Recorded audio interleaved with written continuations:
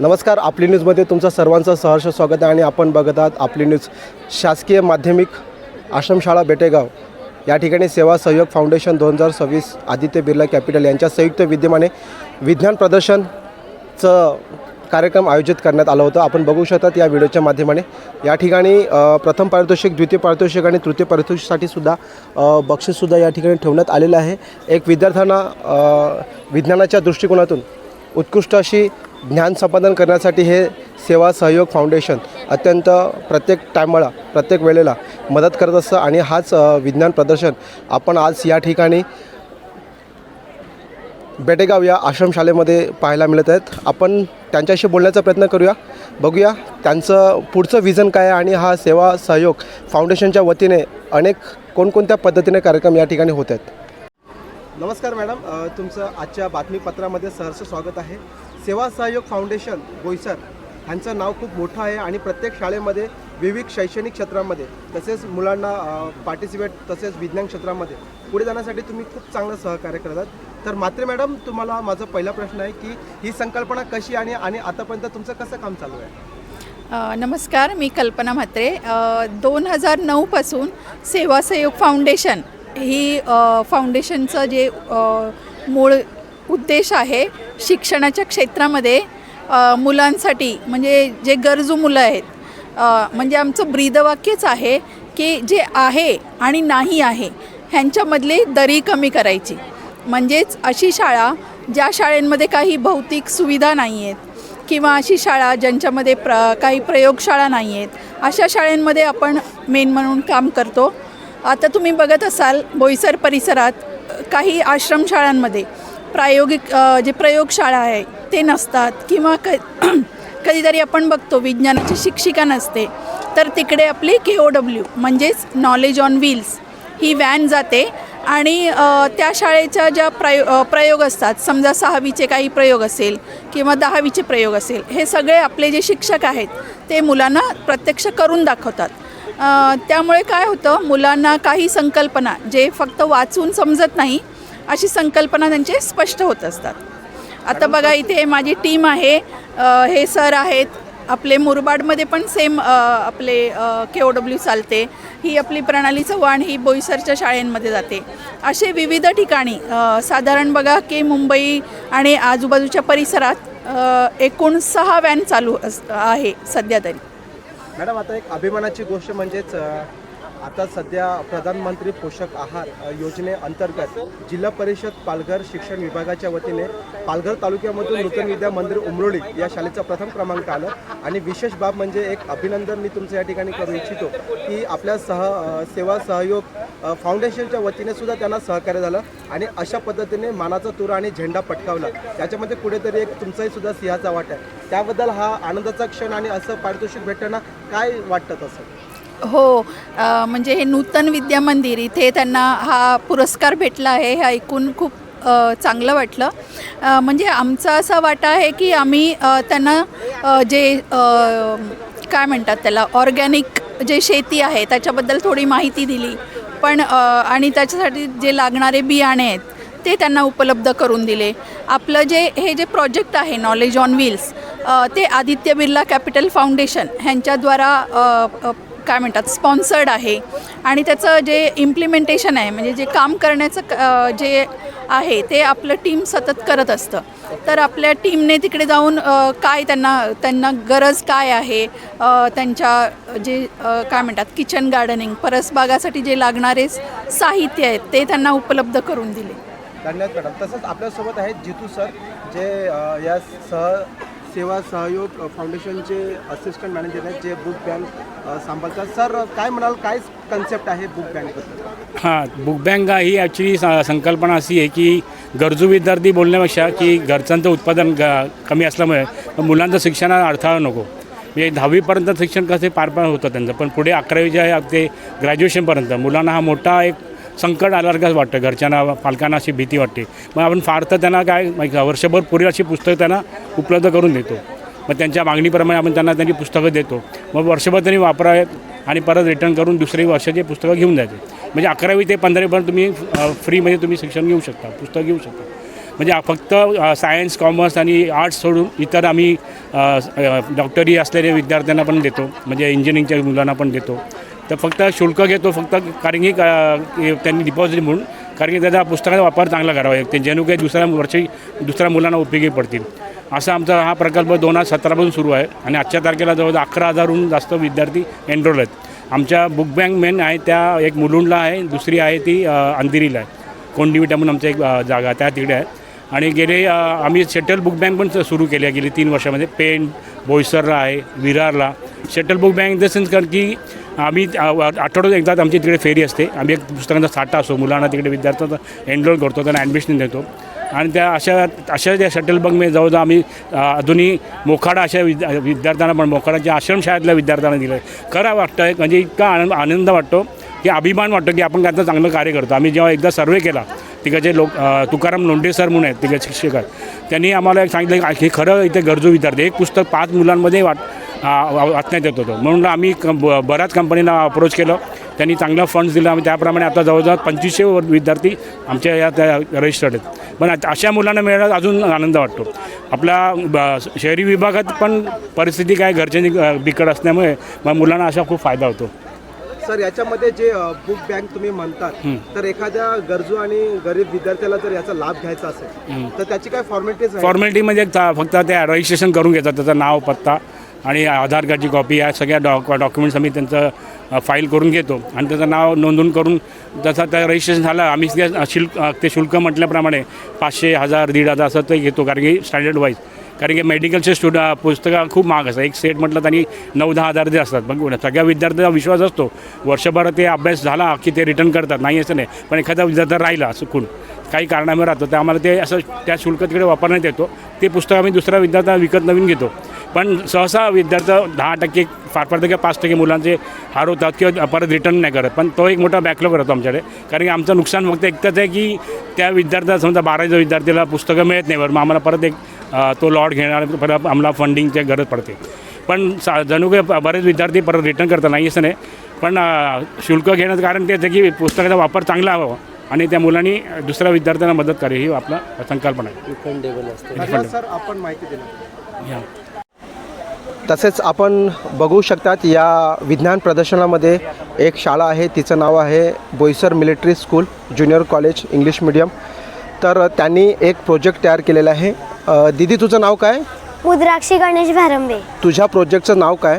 आमच्या प्रोजेक्टचे नाव smart agriculture. आणि तू कोणत्या शाळेतून आलेली आहेस? Boisar military school. ओके, सांग काय दाखवत आहे? हे स्मार्ट ॲग्रिकल्चर आहे. Smart agriculture means adoption of advanced technology and data driven from operation to optimize and improve sustainability in agriculture production. So here we keep scarecrow. Scarecrow is used to flavor birds, fruits, crops and plants. So our scarecrow can rotate like this.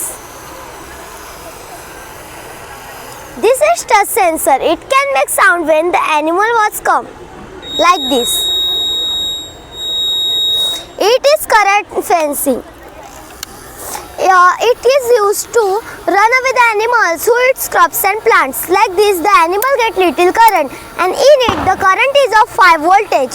This is rainwater harvesting. The rainwater was stored in the roof, and through pipe the water was go in a well, and this water was used in farming. This is greenhouse. Greenhouse is used to maintain temperature and also keep our plants green and healthy. Now the temperature is of 37.1, but whenever there is a low temperature means -30, so this fan get automatically off. This is seed production chamber.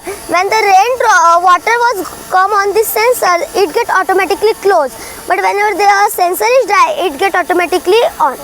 This is animal house, a place where animal live. Here we keep a cow for his cow dung and for milk. Here we keep milk cock also for his nutritious egg. This is fire detector. It can detect fire whenever there is a fire and make sound. This is vertical farming. It is we can do farming in less space. Here we stick a mirror.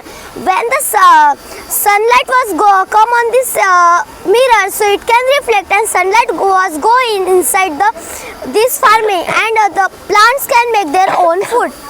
This is day and night sensor, and it was connected to these street lights. Now there is a day, and on the sensor there is a light, so this street light get automatically off. But whenever there is a night and a darkness on the sensor, so this was light get automatically on. This is farmhouse, a place where we store saplings or food. Here we can here we can make a biogas. Here there is a 2 container.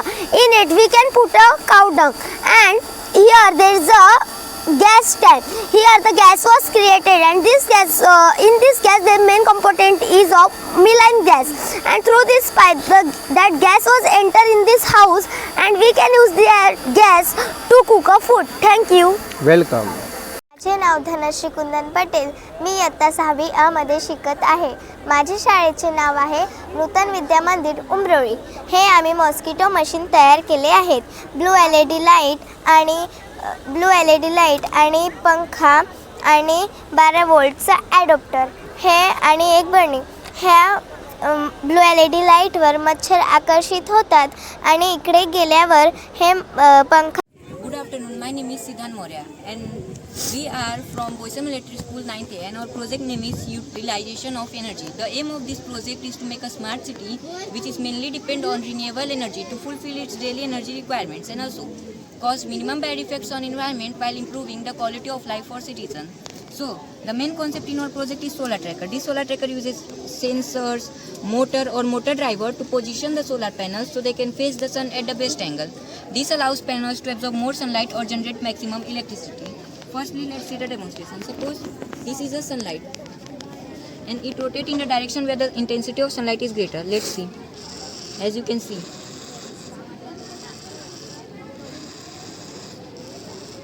to generate maximum electricity. At second, we have wireless car charging system, also known as inductive charging, uses electromagnetic field to transfer the power from the charging pad to the vehicle's battery wirelessly. As you can see, the roof of this car charging system is made up of solar panels which absorb sunlight and convert it into the electricity which powers the charging pad. And when a car came on a charging pad, the wireless car charging through electromagnetic field has been started. As you can see. At third, we have smart dustbin, also known as smart bin, are the garbage container uses sensor or connected buzzer which continuously monitor the filling level of the dustbin, and when that level is reached by the garbage, the buzzer alert the authority that smart bin needs cleaning. Firstly, let's see the demonstration. Suppose this is a garbage and it bursts when the dustbin gets full by the garbage. At fourth, we have vertical axis wind turbine which converts wind energy into electricity by using rotor with blade which rotate around the vertical shaft. When any vehicle passes through one side of this vertical axis wind turbine, it creates a pressure difference. This pressure difference leads to the drag and lift force. The lift force is greater than the drag force, causing rotor to rotate. This rotor is connected to a generator which converts this energy into electricity and store it in the battery. We can use this electricity anywhere we want later. At last, we have conveyor belt carbon capturing system which uses a weight rotating conveyor belt to capture the impurities of carbon dioxide from the air. As you can see, one side of this conveyor belt is connected with a powerful motor which makes the belt rotate, while other side is dipped under the water. And when the belt passes through water, the water molecule gets stuck on the belt. And if we pass the air containing impurities of carbon dioxide through this belt, the water molecule on the belt absorb carbon in order to make carbonic acid which get dissolved in water and make the water carbonated. We can use this carbonated water for making soft drinks, for making cleaning agents as well as for watering the plants. Thank you. आपल्यासोबत आहेत शासकीय माध्यमिक आश्रमशाळा बेटेगावचे मुख्याध्यापक माननीय Mhatre sir. Sir नमस्कार. तुमचं आजच्या बातमीपत्रामध्ये सहर्ष स्वागत आहे. सर, आपल्या शाळेच्या प्रारंभामध्ये विज्ञान प्रदर्शन चालू आहे, सर त्याबद्दल काय माहिती देणार? नमस्कार. मी आश्रमशाळा मुख्याध्यापक श्री राजेश म्हात्रे सर.